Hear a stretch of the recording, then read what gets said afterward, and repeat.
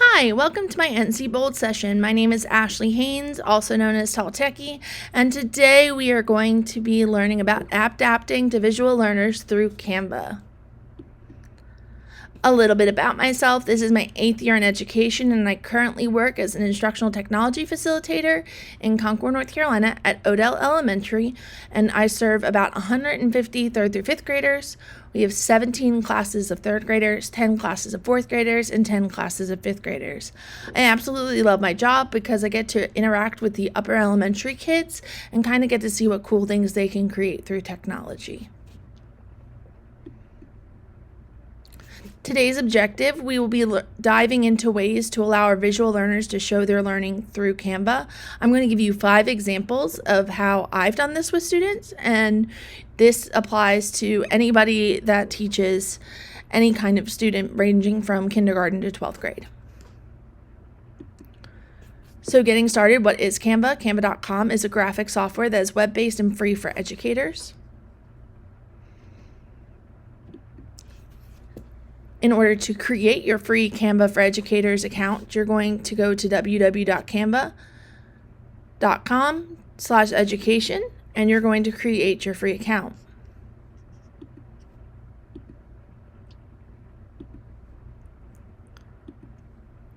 Once you go to the website, you will see where teachers can get verified or your school can contact them. The great thing about using the Canva for Educators is you get the 100% free pro version and also access to great features, kind of like Google Classroom, where you can share designs with a student. They can turn it into you all electronically, and you can kind of join them and see what they are doing in Canva. There's great icebreaker activities where multiple students can be on the same document at the same time. It increases engagement, delivers impactful feedback, helps them build their critical skills. With the Canva, you get access to all of these free, awesome templates that will make your classroom so much more exciting. It's super easy to sign up and super easy for your students to create an account. It works with a lot of the LMS systems, including Canvas, Teams, Google Classroom, Schoology. And there are awesome resources and ready-to-use templates for you as well. And even case studies about how Canva has been used in the classroom, and a wonderful community of Canva teachers.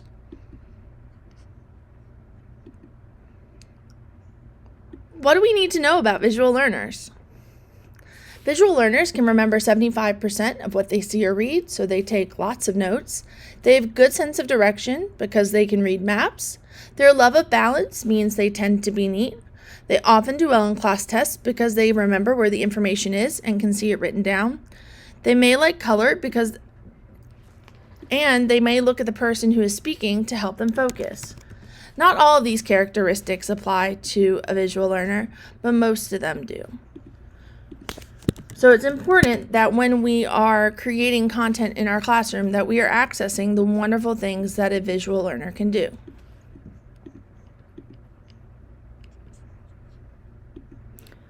Who else will this help?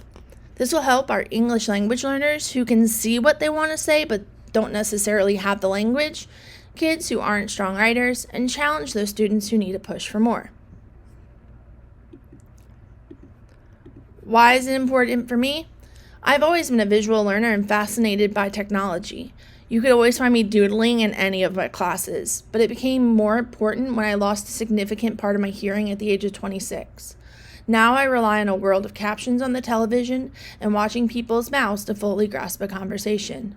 I also once recently had a student who told me, my teacher doesn't let me doodle, and that's the way I remember information best. So, thus, adapting to visual learners was born. It's important to keep in mind that this is not necessarily drawing. In fact, I don't really recommend saying drawing or art to our students when bringing up Canva only because it can create that kind of fear in them if drawing is not something they're necessarily gifted at. I normally start with students by telling this is somewhere they can create and start their ideas, and it's a launching pad for whatever they would like to create. So now we're going to dive into the 5 different types of ways that I've used Canva in a classroom. The first one is a collage. A collage is great for showing the parts of something, get to know you activities, describe a character, theme of a story, or describing a plot. As you can see here, I created a collage to describe myself. So I have lived in New Jersey, Delaware, and North Carolina. I'm a mom to a wonderful 6-year-old. I am of both British and Polish descent. I love a lot of different things and have a strong heart and passion for education and technology. My favorite food is sushi. As I said, I spend most of my day on a computer screen. I also love music, and I always think of bright ideas. Again, you could use a collage to describe a book, put a character for your ELA lessons, maybe describe a country that you've just studied. The possibilities are endless. Word art. Now, this is not your traditional word art. If you remember back to the Microsoft Word days where we had the little paperclip guy that came to give us helpful hints, this is actually putting the art within the word. So again, great for showing parts of something, get to know you activities. They can create their word with their name and then add different parts to it, describing a character, creating the character's name and adding the different pieces to it. The themes of a story, they can create the different themes they see throughout the story in the title, or describing a plot, so describing how the story moves through the word using plot. As you can see in our example here, I use the words ecosystems, and each letter contains a different ecosystem. We have underwater, the tundra, the forest, the plains, the desert, and more.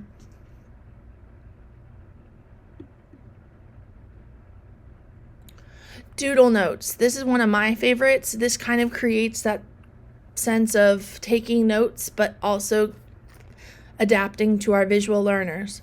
So here, this is a character from a series called Diamond Daniel, and around her I put words to describe her. For science, you could use it to describe parts of something, like we have our parts of a flower here, and this just again brings that diagram a little bit more to life and helps them to remember the different parts of it. Great for sketchnoting, illustrating a process. This is awesome for students where you kind of want them to draw, but they don't really necessarily have that artistic ability. An animated GIF. So this is great for illustrating processes, showing something that moves, positional words, understanding fractions, visual poetry, collection of artifacts, or passage of time. This magnet right here, you could create like a paper clip or a metal car coming to it and make it move, so this way the students can see the process of how magnetism works.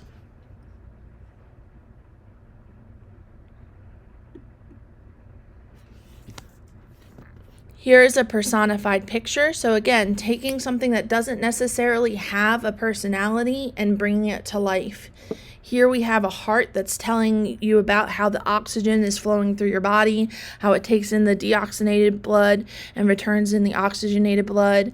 And then the 4 main parts, the chambers, the aorta, the pulmonary artery, and the heart valves. They're funny, they are adaptable to all subjects. Add some eyes, a mouth, and you're good to go. Students really like this. They think it's kind of funny whenever they see something that doesn't necessarily supposed to have eyes and a mouth, all of a sudden does.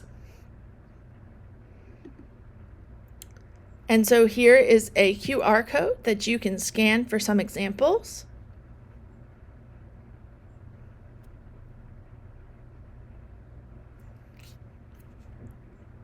And I'll take you to the examples right now so you can see them.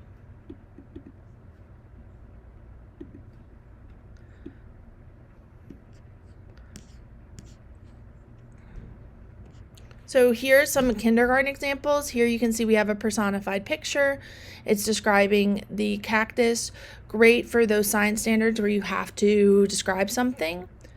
Here we created a collage of the school rules, walking in the hallway, raising your hand, sharing, being on time, having bright ideas, caring about everybody in the school community, and listening while the teacher is talking. We have another example of a collage where we did the letters and then they search the different things over here. We have another example for showing numbers. Here's a collage where they found a picture of winter and then had to describe it to tie into the seasons. Here's a social studies tie-in, a good and a service.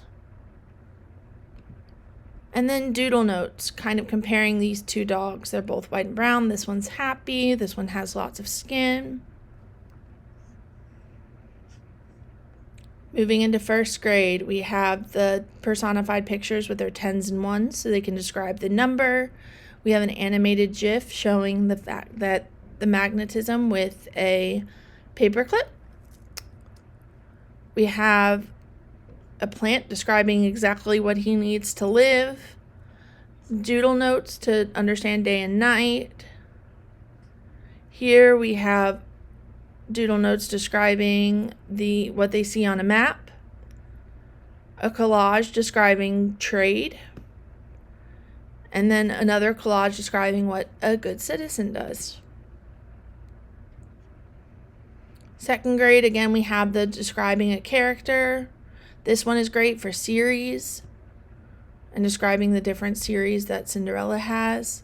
The main idea of a story, personified pictures, collages, explaining the different branches of the government.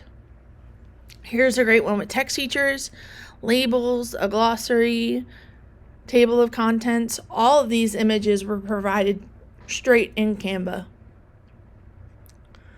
Here we have the different coins and some information about them and the labeling of clock. In third grade, we move into landforms, describing an array, quadrilaterals, doodle notes, describing the skeletal system, main idea. They could put the key details around it, comparing points of view, personified picture again, doodle notes describing the absence and presence of heat. In fourth grade, what they determined from a fossil, text structures, personified pictures. This is a great one for geometry to show different angles, the different settings the story could have. And then this one is describing the themes of a book.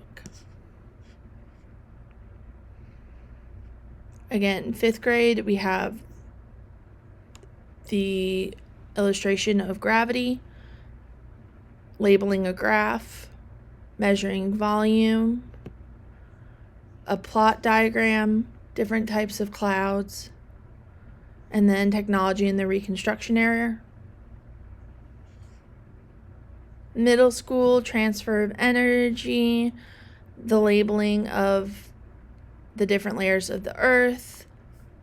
We have photosynthesis, different themes of stories, explaining a virus, animals and plant cells, then describing how the continents on the map, and then describing probability.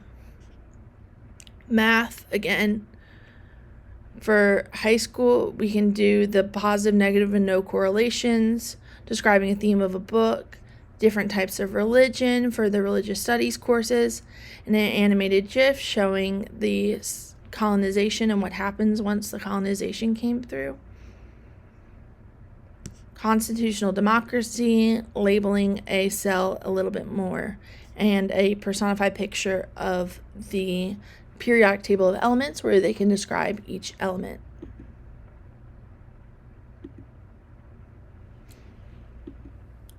So again, I hope you got some great ideas from that and that your heads are just spinning.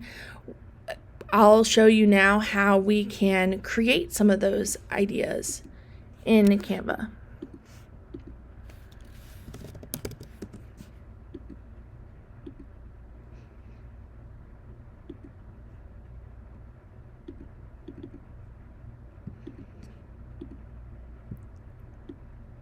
So again, Canva is super easy to use. Again, your kids need little to no instruction. They're just really good at kind of figuring it out. Over here, I tell them this is templates.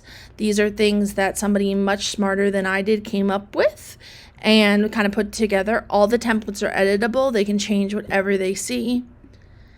Elements are anything that you would necessarily add to a Canva presentation that aren't already on there. There's lines and shapes, graphics, stickers are often their favorite because they do move, photos, videos, audio even if they're creating a video. Some of our students used Canva to create PSAs this year. There's text. They can add a heading, subheading, little bit of body of text. There's also these cool font combinations, and then they just click them, add them, and they're already on there and they can change it. For example, if I wanted to use feeling cute, I could write, hi, hello. And again, colors are changeable just by clicking up here and choosing your colors. It's really a lot of fun when you first dive into it. Again, we have audio. Canva has great videos. All this is free to use and copyright protected. Backgrounds, and then it'll even let you create a QR code to insert into your things. So now we're going to create. So I'm going to search for the heart.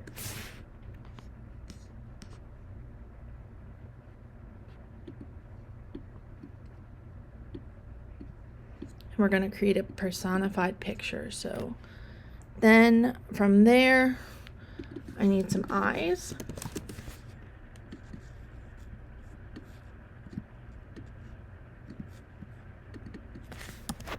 And a mouth.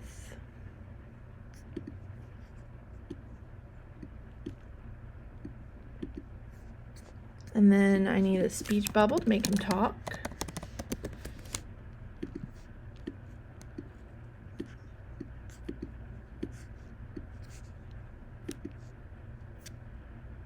And then add some text. Hello. I'm a human heart. And then you can go up here. They have all different types of fonts. I tell kids they have tall fonts, skinny fonts, bold fonts, block fonts, cursive fonts, any kind of fonts you can think of. You can just kind of scroll or search for what you're thinking. So I think this would be a great font to use.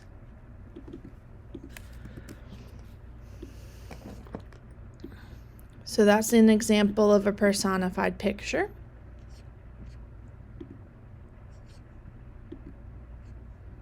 Again, to create the collage, I could search in elements for an A.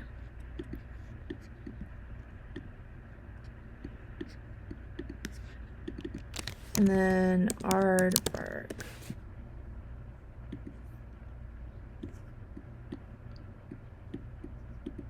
The possibilities are endless. The students could create your posters.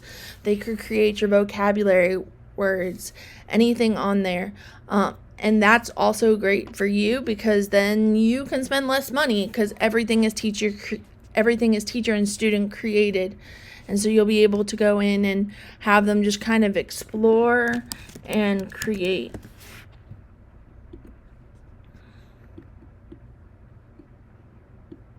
Typically when I show students Canva, they don't want to stop and they're begging me to make sure that they can come back and have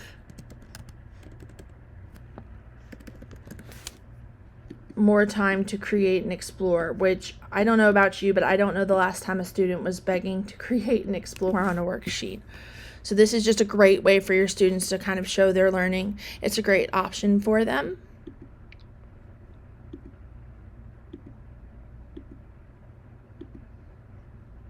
So again, I would love to collaborate with you. All of my social media is Tall Techie. There is my email address. Feel free to email me with any questions that you may have.